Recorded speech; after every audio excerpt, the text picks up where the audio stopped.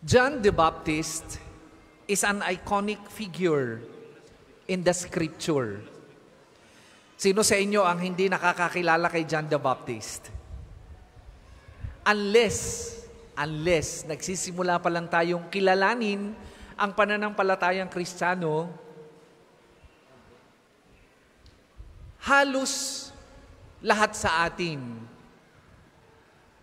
ay kilala si Juan Bautista. Palagi nating naririnig ang kanyang pangalan, lalo na tuwing sasapit ang panahon ng Adbyento at Pasko. Papaano ba naman ay siya ang naghanda sa pagdating ng ating Panginoong Hesus? He is called the precursor of our Lord. And according to some writers, he bridges the Old and the New Testaments. Like the Blessed Virgin Mary, he is an example of simplicity, humility, and fidelity to his calling, making sure that he neither outshines the real bida, ang ating Panginoong Hesus, nor ignores his divine calling. And for us who are called to prepare this Advent for the coming of our Lord Jesus Christ into our lives, John's life and fidelity to his calling is a model worthy of imitation. Ang kanyang buhay, his life, nabuhay siya, he lived in the wilderness and ate curds and honey. Given the popularity of John during his time, he could have shared, if not at all stole the limelight with Christ. Instead, he lived a life of simplicity and humility despite his own accomplishments and milestones as a precursor of Christ.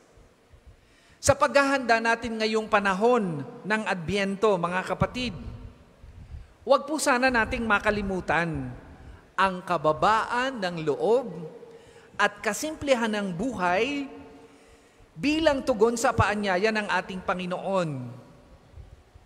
Paalaala, huwag tayong magiging mayabang dahil sa mga narating nating tagumpay, bunga ng ating pagsisikap.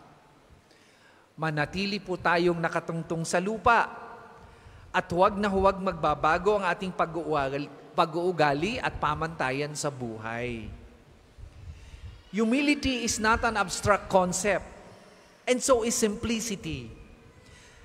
And that it is not hard to understand. We can apply it in our day-to-day life as a Christian.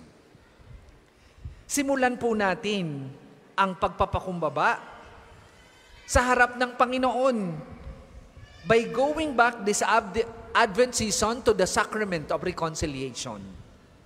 Mangumpisal po tayo bago magpasko. Paanyaya sa ating lahat.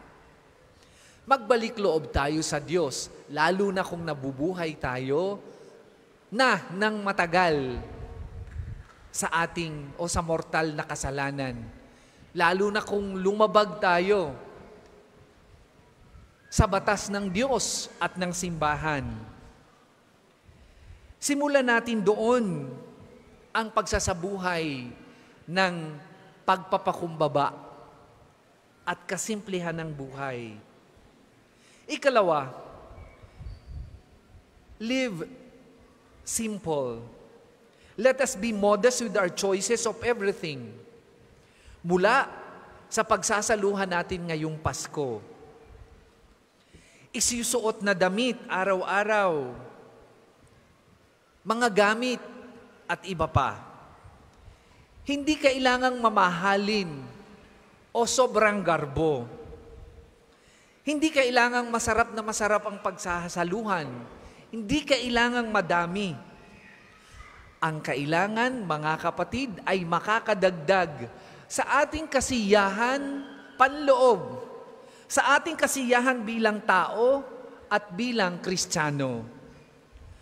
Huwag makalimutang magbigay at magbahagi ng mga biyaya mula sa Diyos araw-araw. Huwag maging madamot sa mga biyayang kaya nating ibahagi. Sabi nga ng Second Plenary Council of the Philippines, sana hindi tayo napakayaman na wala nang kaya pang kailanganin sa buhay at hindi rin naman napakahirap na hindi na kaya kahit kaunti na magbigay. Ikalawa, His calling. To prepare the way of the Lord. Ito po yung pagtawag ni Juan Bautista. John remained faithful to his calling as the precursor of the Lord. He never had identity confusion because he remained focused on what the Lord wanted him to do. Ang maghanda sa pagdating ng Panginoon. At doon umikot ang kanyang buhay. Naging tapat sa kanyang role na ibinigay ng Diyos sapagkat yun ang kanyang pagtawag. His calling was his life and his life was his calling. There is, I should say, conformity between his identity and his calling. No dichotomy of sorts. Walang paghihiwalay ng kanyang pagtawag at ng kanyang pagkatao. Walang paghihiwalay ng kanyang pagkatao at ng kanyang ginagawa araw-araw. Paano niya inihanda ang pagdating ni Jesus? Dalawang bagay. Nangaral sa pagdating ng ating Panginoong Jesus. Preaching. Preaching of the baptism of repentance at nagbinyag. May ginawang makadiyos na bagay. Mga kapatid, sa buhay natin bilang Kristiyano o bilang tinawag ni Kristo para maghanda sa kanyang pagdating, the Lord also calls us to become another John the Baptist by preparing the way of the Lord for others to see and experience the Lord, most especially those who are in the peripheries of our society, those who are hurting, those who are downtrodden, and those who are hopeless and confused and troubled. Maging daan tayo ng ipagkakasundo ng mga magkakaaway. Huwag na tayong magdagdag ng kanilang galit. Huwag na nating susugan ang kanilang pagkamuhi at galit sa kapwa. Sa halip, maging daan tayo ng ipagkakasundo nila. Maging instrumento tayo ng katarungang pantao at panlipunan. Kapag meron hindi tayong nakikitang pantay sa lipunan o sa ating mundong ginagalawan, maging mga propeta tayo. Magsalita tayo laban sa hindi makatarungang sistema. Huwag tayong matakot itaguyod ang katarungan. Maging halimbawa tayo ng pagmamalasakit at pagkalinga sa ibang tao na hindi natin kauri, na hindi natin kakulay, na hindi natin kalahi, at hindi natin kabag-ang. Huwag tayong maging daan ng diskriminasyon. Sa halip ay maging daluyan ng pag-unawa at tunay na pakikipagkapwa. Ganyan ang naghahanda sa pagdating ng ating Panginoon. Ganyan ang tapat sa pagtawag ng Diyos bilang mga tinawag na makabagong Juan Bautista.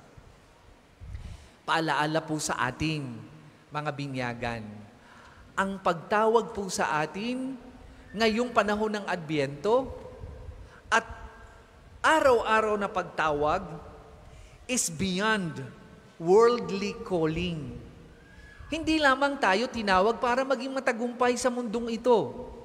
Hindi lang tayo tinawag para maging mabuting tao. Tinawag tayo bilang maging Kristiyano. Our calling, like John the Baptist, is a spiritual one. let us remain focused like Him on what is essential to us as another John the Baptist. Huwag po tayong madistract sa ibang mga bagay na hindi naman mahalaga sa kabubuan ng ating pagtawag bilang naghahanda sa pagdating ng ating Panginoon. And like John the Baptist, let our life be Jesus and let Jesus be our life.